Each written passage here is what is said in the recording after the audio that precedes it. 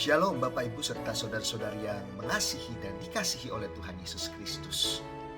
Saya Pendeta Edward Raymond Setiawan dari GKI DI Panjaitan Purwokerto akan menyapa Bapak Ibu Saudara dalam program pendewasaan iman GKI Tegal. Tema yang saya ambil yaitu menjadi gereja yang utuh. Saya akan membacakan satu bagian Alkitab yang terambil dari Kisah Para Rasul pasal 16 ayat 14.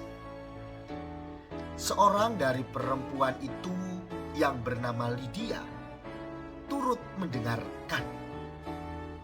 Dia seorang penjual kain ungu dari kota Tiatira yang beribadah kepada Allah. Tuhan membuka hatinya sehingga ia memperhatikan apa yang dikatakan oleh Paulus.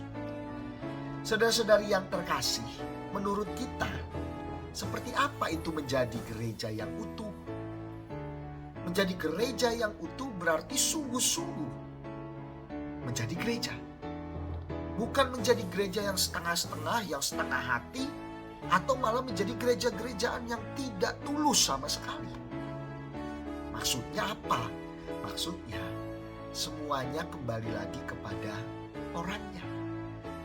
Jadi bukan berarti kalau gerejanya utuh ketika gedung gerejanya sudah sempurna. Kalau gerejanya setengah-setengah, gedung gerejanya tertutup, setengah belum sempurna, tidak. Atau yang tidak menjadi gereja yang sesungguhnya atau gereja-gerejaan itu hanya gereja yang kadang ada, kadang enggak, bukan seperti itu. Tapi semua kembali lagi kepada setiap kita orang-orangnya. Karena gereja bukanlah gedungnya, tetapi gereja adalah orang-orangnya. Aku gereja, kau pun gereja, kita bersama-sama gereja.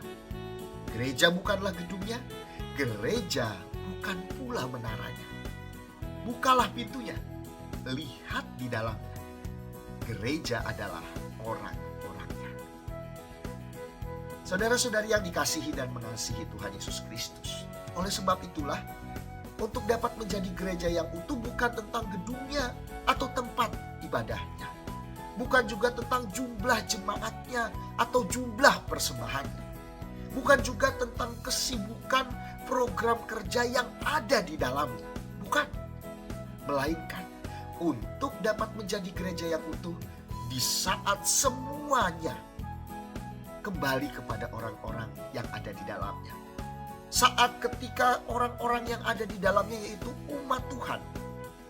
Ketika semua umat Tuhan yang ada di dalamnya bisa menentukan pilihan yang terbaik di dalam hidupnya. Karena di dalam kehidupan manusia kan selalu diperhadapkan pada pilihan demi pilihan gitu ya. Gak bisa dilepaskan pada pilihan itu sendiri. Nah, saudara-saudara yang terkasih, Kisah Para Rasul pasal 16 ayat 14 memperlihatkan kepada kita bahwa seorang perempuan penjual kain ungu dari kota Tiatira digerakkan oleh Tuhan. Untuk apa? Untuk ia bisa membuka hatinya. Sehingga ia memperhatikan apa yang dikatakan oleh Rasul Paulus pada saat itu. Dan yang lebih menariknya lagi adalah setelah ia mendengar perkataan dari Rasul Paulus, ia dan seisi rumahnya memberi diri untuk dibaptis. Umat Tuhan yang terkasih, dari kisah Lydia ini kita sebagai umat Tuhan juga diajak untuk belajar memilih menjalani hidup seturut dengan perintah-perintah Tuhan. Namun Tuhan tidak memaksa umatnya loh. Tuhan itu bukan Tuhan yang memaksa, ini harus, enggak. Tetapi Tuhan itu adalah Tuhan yang mengajak umatnya untuk bijaksana dalam memilih. Mau mengikuti pilihan Tuhan, bagus. Tapi kalau tidak, yaitu pilihan manusia sendiri. Saudara-saudara yang terkasih, menjadi gereja yang utuh. Gereja yang utuh adalah gereja yang seluruh umatnya sungguh-sungguh mau memilih menjalani hidup untuk melakukan perintah-perintah Tuhan. Bagaimana dengan kita yang adalah anggota jemaat ataupun simpatisan GKI Tegal? Maukah kita memilih untuk hidup melakukan perintah-perintah Tuhan dimanapun kita berada? Siapa? Ya kita semua yang adalah umat GKI Tegal. firman Tuhan di GKI Tegal. Entah itu kita anak-anak, entah itu kita pemuda, remaja, entah kita itu dewasa, sampai dengan lanjut usia. Entah kita itu pendeta, entah kita itu penatua, entah kita itu aktivis, entah itu kita pekerja, entah itu kita anggota jemaat dan juga simpatisan.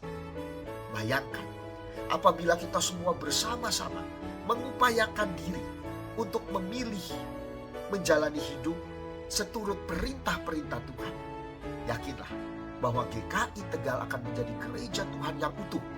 Utuh karena sesuai dengan kehendak Tuhan. Kiranya Tuhan memberkati dan menyertai kita semua.